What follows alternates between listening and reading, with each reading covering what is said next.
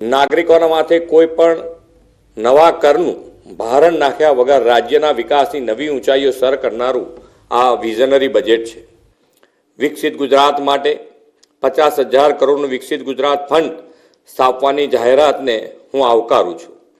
વિકસિત ભારત માટે, વિકસિત ગુજરાત અને વિકસિત ગુજરાત માટે 6 રિજિયન ઇકોનોમી પ્લાન તૈયાર કરવાના છીએ। મને જણાવતા ગૌરવ થાય છે કે આ વર્ષનું બજેટ રોડ કનેક્ટિવિટી, ઇન્ફ્રાસ્ટ્રક્ચર, શહેરી વિકાસ, પ્રવાસન, પોષણ જેવા સેક્ટર્સના વિકાસને વેગ આપનારું છે।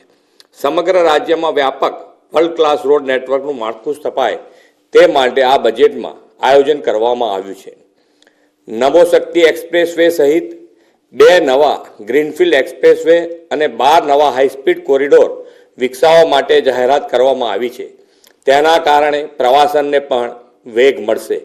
વડાપ્રધાન શ્રી નરેન્દ્રભાઈ મોદીએ ગુજરાતના મુખ્યમંત્રી તરીકે 2005માં શહેરી વિકાસ વર્ષથી રાજ્યના શહેરોને વિકાસની ચેતનાથી ધબકતા કેન્દ્રો બનાવ્યા હતા।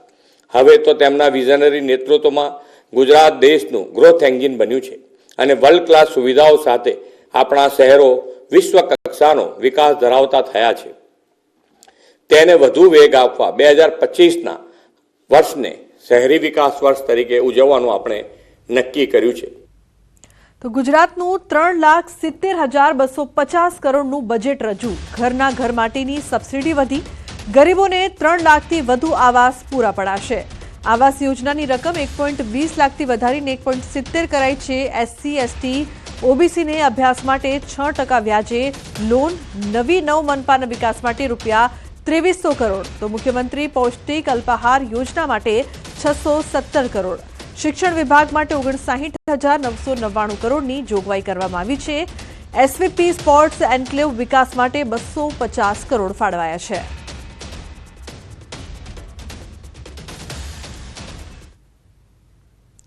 તો મહત્વનું છે કે જે પ્રકારની જોગવાઈઓ કરવામાં આવી છે વિકાસલક્ષી આ બજેટ છે તેવું મુખ્યમંત્રીનું પણ કહેવું।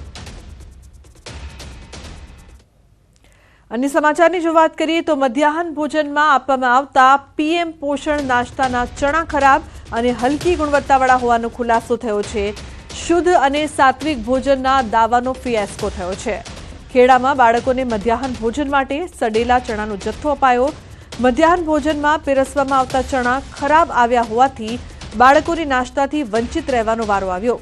न्यूज़ 18 गुजरातीए मातर तालुकामां चणाना जत्थानी तपास करता ज बाळकोने बीमार करे तेवा दृश्यो सामे आव्या। चणानो जत्थो खोलता ज तेमां जीवती जीवातो फरती जोवा मळी। चणा करता जीवातोनुं प्रमाण वधु जोवा मळ्युं। दुकानदार तेमज संचालकनी सतर्कताना कारणे आ जत्थो खराब होवाथी मामलतदारने जाण करवामां आवी।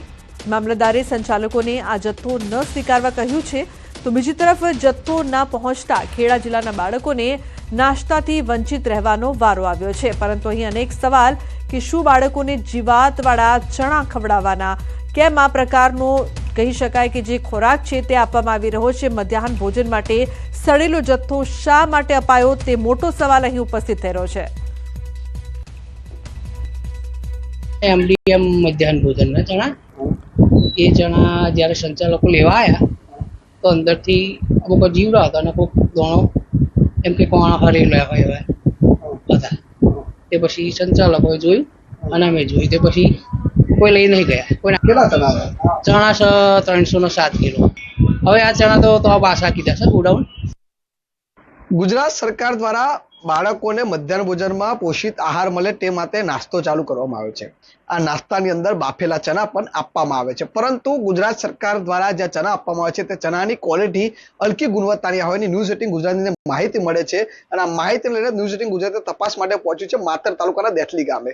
જે ચોક્કસથી આ જે ચણાનો જથ્થો આવ્યો છે તેની પર આપણે રિયાલિટી ચેક કરીશું। જે પ્રકારે તમે જે જોઈ રહ્યા છો કે આ જે ચણાના જે કટ્ટા તમે જોઈ રહ્યા છો, આ કટ્ટા ગુજરાત સરકાર દ્વારા બાળકોને મધ્યાહન ભોજનમાં આપવામાં આવતા હોય છે અને તે અત્યારે અહીં આગળ જે સસ્તાની દુકાને પહોંચાડવામાં આવે છે ત્યાંથી મધ્યાહન ભોજન સંચાલકો સુધી પહોંચે। પરંતુ આ જે ચણા છે તે હલકી ગુણવત્તાના હોવાની કંઈક વાત સામે આવી છે। જે પ્રકારે કહી શકાય કે આ ચણાનો જે કટ્ટો છે તે ખોલીને આપણે અંદર જોઈશું કે તેની અંદર કેવા પ્રકારના ચણા આવ્યા છે, કારણ કે જે વાત સામે આવી છે કે ચણાની અંદર જીવાત હોય તેમજ બીજી બાજુ આ ચણાની અંદર કાણા પડી ગવાની વાત સામે જે પ્રકારે ચણામાં તમે જોઈ રહ્યા છો આ એક્સક્લુઝિવ દ્રશ્યો છે કે આ ચણાની અંદર જીવતા જીવડાઓ અંદર ફરી રહ્યા છે એટલે કહી શકાય કે આ જે ચણાની જે વાત સામે આવી હતી તે સાચી સાબિત થાય છે બીજી તરફ આ ચણા છે તેને હાથમાં લઈને પણ જોવાનો પ્રયત્ન કરીશું જે પ્રકારે આ ચણા છે તે બાળકોને નાસ્તામાં આપવામાં આવતા હોય છે પૌષ્ટિક આહારની સરકાર વાતો કરતી હોય છે પરંતુ જો આ દ્રશ્યો અંદર જે ચણા જોઈ રહ્યા છો તેની અંદર જીવાત ફરતી જોવા રહી છે આ ચણા અંદર બોખલા થઈ ગયા છે ક્યાંક કાણા પડી ગયા છે અન્ય પણ કટ્ટાની અંદર આપણે તપાસ કરવાનો પ્રયત્ન કરીશું જે પ્રકારે આગળ 10 જેટલા કટ્ટાનો સ્ટોક આવ્યો હતો જેની અંદર આ પ્રકારની ઘટના સામે જે ચણા છે તેની અંદર જીવડા ફરી રહ્યા છે એટલે કહી શકાય કે આ જે ચણાની જે ગુણવત્તા છે જે દાળ હોય છે ચણાની તે અત્યારે દરાઈ ગઈ હોય તે પ્રકાર દ્રશ્યો અહીં આગળ દેખાઈ રહ્યા છે મહત્વની વાત કરવામાં આવે તો આ ચણાનો સ્ટોક બાળકોને પીરસવામાં આવતો હોય છે જો કે દુકાનદાર અને સંચાલકોની સત્તાના કારણે આ સ્ટોક અહીંયાથી બાળકો સુધી ના પહોંચ્યો જો પહોંચ્યો હોત તો આ પ્રકારનું ચણાનું બાળકો આરોગ્ય કરતા હોય કારણ કે કહી શકાય કે આ જે ચણાનો જે સ્ટોક છે તે સરકાર દ્વારા જે ઉપર લખેલું છે પીએમ પોષણ યોજના MDM ની જે યોજના છે તેની અંદર આ ચણા આપવામાં છે 30 કિલોનો આ કટ્ટો હોય છે જે આ ઉપર જે તમે જોઈ રહ્યા છો જે પ્રકારે આ ચણા છે તે પીએમ પોષણ MDM ના ચણા છે અને તેની અંદર આ પ્રકારના જીવડા આવી રહ્યા છે કહી શકાય કે આ ચણાના કારણે બાળકોને નાસ્તાથી વંચિત રહેશે પરંતુ જો આ બાળકો સુધી આ ચણા પહોંચ્યા હોત તો બાળકો કેવું નાસ્તો અડકતા હોત કારણ કે જે પ્રકારે જીવડા અંદર ફર્યા છે દાદ દરી ગઈ છે હવે જોવું રહ્યું છે કે આ બાબતે જે આ અહેવાલ પ્રસારિત થયા છે જો કે હજુ સુધી કોઈ પણ પ્રકારનું કોઈ નિવેદન સામે નથી પરંતુ આ પ્રકારની ચણાના કારણે સરકાર હવે કેવા પ્રકારની કાર્યવાહી કરે છે તો ગીર સોમનાથના કોડીનારમાંથી ભૂતિયા આંગણવાડી ઝડપાઈ છે કડવાસણ હાઈવે પર ભૂતિયા આંગણવાડી ઊભી કરનાર વિરુદ્ધ કડક કાર્યવાહી કરવામાં આવી છે સરકારી સર્વે નંબર 26માં આંગણવાડીનું બોર્ડ મારવામાં આવ્યું છે ખાનગી ટ્રાન્સપોર્ટ ઓફિસ તરીકે ઉપયોગ થતી જમીનમાં આંગણવાડીનું બોર્ડ મારીને ગેરમાર્ગે દોરવા પ્રયાસ કરાયો છે જો કે આ મામલે તંત્રને રજૂઆત કરતા કડક કાર્યવાહી કરવામાં આવી છે મામલતદાર કોડીનારની ટીમ અને CDPOએ તપાસ કરતા આ જગ્યા પર કોઈ આંગણવાડી ન હોવાનું સામે આવ્યું છે આ જગ્યા નેશનલ હાઈવેમાં સંપાદન થયેલી જમીન હોવાનું પ્રાથમિક તપાસમાં જાણવા મળ્યું છે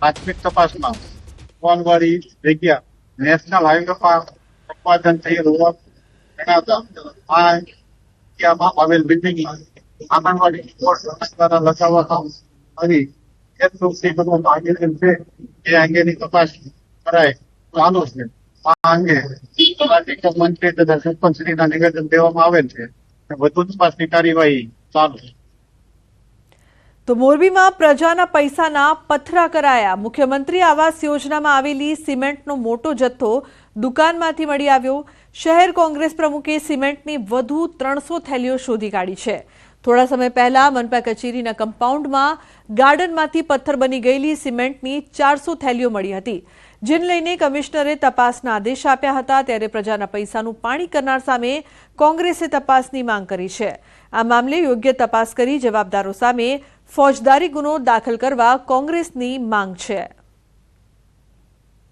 300 થી વધુ સિમેન્ટની થેલીઓ નોન યુઝ પથ્થર સમાન બની ગઈ છે અને અહીંયા પડતર હાલતમાં પડી છે તો જે કોઈ પણ લોકો આની અંદર સમાવેશ હોય એ તમામ ઉપર કાયદેસરના પગલાં ભરવા જોઈએ અને ફોજદારી ગુનો દાખલ થવો જોઈએ તો હવામાનને લઈને અંબાલાલ પટેલની મોટી આગાહી હવામાન ક્ષેત્રે ભારે ફેરફાર થવાની શક્યતા વ્યક્ત કરી છે ફેબ્રુઆરીના અંત અને માર્ચની શરૂઆતમાં વાતાવરણમાં મોટો ફેરફાર આવશે ચાલુ મહિનાના અંતમાં ગરમીથી મળશે આંશિક રાહત 27 ફેબ્રુઆરી આસપાસથી વાદળો આવવાની શક્યતાઓ રહેશે તો મહેસાણા પંચમહાલ રાજકોટ કચ્છમાં વાતાવરણ પલટાશે મહત્તમ તાપમાનમાં થશે મોટો ઘટાડો 31 અને 32 ડિગ્રી તાપમાન રહેશે કેટલીક જગ્યાએ 35 ડિગ્રી તાપમાન રહેશે અંબાલાલ પટેલનું અનુમાન એપ્રિલ માસ સુધી રહેશે અલ નીનોની અસર ફેબ્રુઆરી માસમાં